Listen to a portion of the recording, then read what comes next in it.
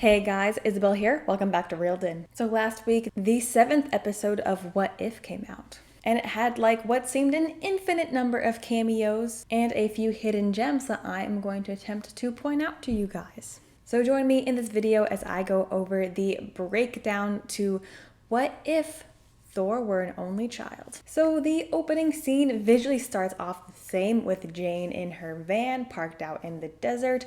Darcy's with her, reading off a pad similar to the one in the live action. Upon discovering the anomaly that we know is Thor, Jane attempts to speak to the director of S.H.I.E.L.D., but in the live action movie, Jane did not know about S.H.I.E.L.D.'s existence. I need to talk to the director of S.H.I.E.L.D. because if my data is correct, I believe an alien invasion is imminent. Also, Jane mentions what I believe is the planet Icarus. In Greek mythology, Icarus is the one who flew too close to the sun and it melted his wax wings, and therefore he plummeted to his death and he burned up and drowned. Those are like the worst two ways to go, but fun mythology fact. And instead of appearing closer to us this episode, the Watcher is actually introduced further back, a transparent being among the clouds.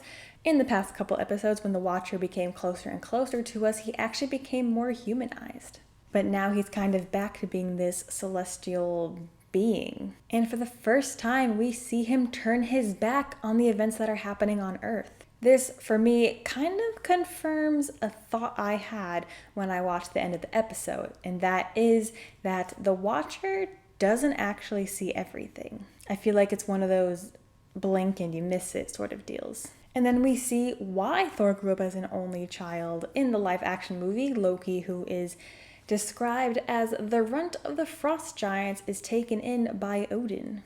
The reason why Loki looks and appears as an Asgardian or another human instead of a frost giant is because when Loki was a baby, he needed Odin's warmth to stay alive. In the live action movie, the scene is when the blue baby sort of melts into a pink baby? Are babies pink? What color is a baby? Well, whatever color a baby is, that is what he turned into.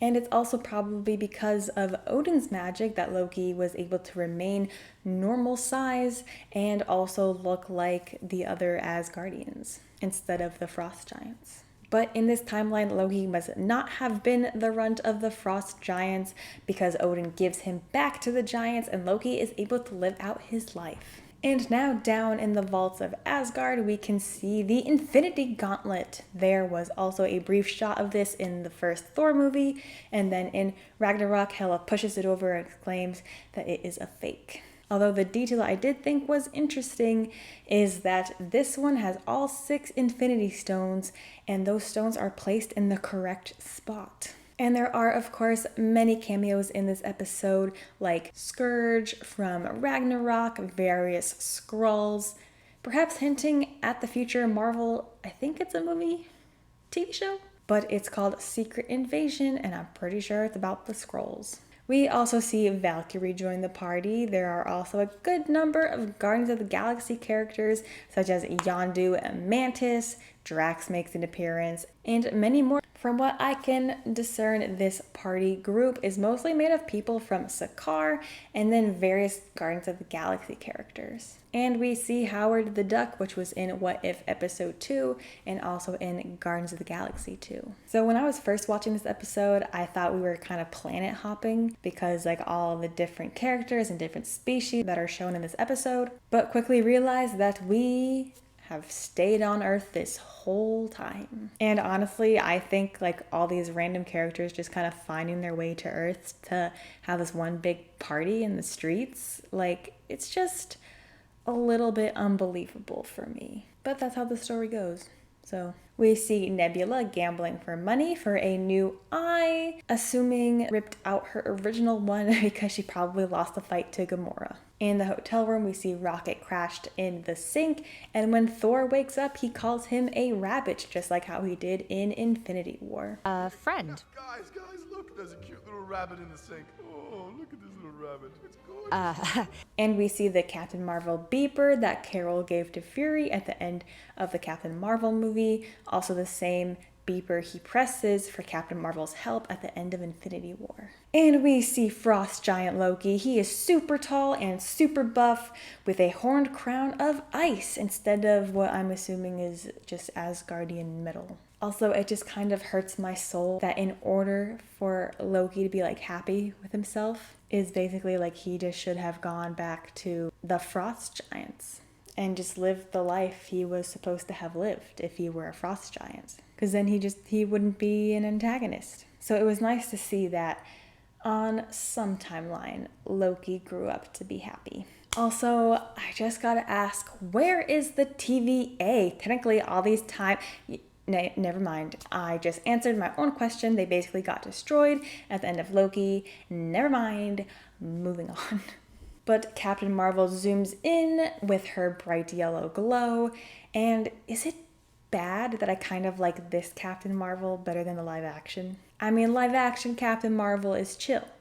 Like, I don't hate her like some other people do. But I really liked this version of Captain Marvel a lot better. She was just a lot more charismatic, I feel like. And I feel like it also because probably when the original Captain Marvel movie was coming out, we were sort of told that she was going to be the most powerful being ever, and it wasn't really shown. Like, it was, but it wasn't like you should show people that and not just tell them and expect them to believe it, even though there's like all these other things going on. But in this episode, I feel like we really got to see it, and I enjoyed her beating up Thor a lot more than I thought I would. And here we get a very funny quote from Thor. You know, there's a Midgardian word for women like you. Party pooper! Exclaiming that Captain Marvel is a party pooper, even though the intended word is that Captain Marvel is a witch. Just without the W. And Thor destroys Stonehenge, and I just got to say that like hurt me personally. Also, seeing people with godlike powers beat the crap out of each other was honestly awesome to see. But Thor does defeat Captain Marvel at first, but he defeats her with his hammer, and like honestly, that's like not a real win in my opinion. Like, smart on Thor's part. But still, like, if Thor didn't have the hammer, I don't think he would have won. Also, the Skrulls calling Captain Marvel a party pooper, like, bruh. Captain Marvel literally helped save your species. Show my girl some respect. And Darcy officially meets Captain Marvel and says this. Darcy, big fan. By the way, totally thought you were going to be a dude captain, but look at you, all not. Referencing to the original comics where Captain Marvel was actually a male. And then throughout later comics, Captain Marvel was both a male and female, but originally he was a male. But Captain Marvel whisks Thor away from Sydney, Australia to Siberia. Thor says this to Captain Marvel. Why do you insist on crushing my mellow? Loosen up, have fun, smile a little. Which I think is a nod to when the live action Captain Marvel came out. Obviously, they always have those posters where all the superheroes are doing their superhero poses. And a lot of men were telling Brie Larson / Captain Marvel to smile more. And then so she edited all the other male superheroes when they had the same poses smiling. And I thought that was really great and funny. And I think this is a nod to that. And if it is, I'm glad they put it in. But Jane gets herself to Frigga via Heimdall and her own ingenuity, which is awesome. And basically Thor clean panics, like when you hear your parents' car door slam in the driveway and you have thrown a party you weren't supposed to and there are red Solo cups everywhere and not enough trash bags. But as he's cleaning, he actually writes the Leaning Tower of Pisa, the one thing that did not have to be corrected. I thought that was really funny, but just like how he destroyed Stonehenge, I was like, no, not Pisa. And also based on that dome in the background, I believe Thor's study group is taking place around Florence, Italy. And Thor almost gets away with it, but he summons his hammer, which is graffitied with all the party activities that's been happening the past 24 hours. And then we think for a hot second that this episode will end on a happy note. But as we quickly realize, the Watcher missed something. Wait, what? Huh? The Watcher is back close up in our frame with more humanistic features.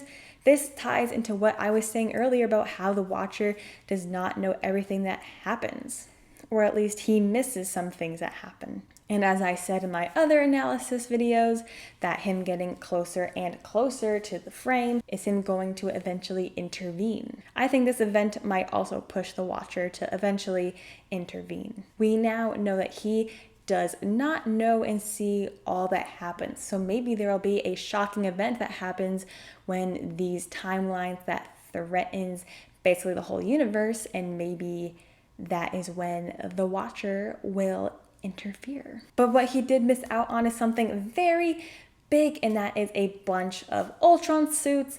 Looks like to be maybe a hive mind kind of connection to Ultra Vision. Vision is in an Ultra suit, and he has all 6 Infinity Stones. Perhaps on this timeline, Ultron succeeded in making his version of Vision be the bad one instead of the good one that turned out to help actually defeat Ultron in Age of Ultron. All I know is that I need a part 2 of this episode, because you can't just put Ultra Vision in and then not follow up. Overall, I give this episode a 7 out of 10. Wasn't my favorite, wasn't my least favorite. It was definitely like the humor episode. And then honestly, the whole Ultra Vision at the end and Darcy is what gave this episode such a high rating.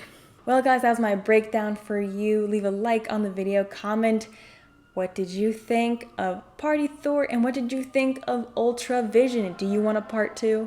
And don't forget to subscribe to the channel and press the notification bell so you don't miss future reaction and breakdown videos from me. Well guys, that's all I've got for you today, so thank you so much for watching, and I'll see you guys next time.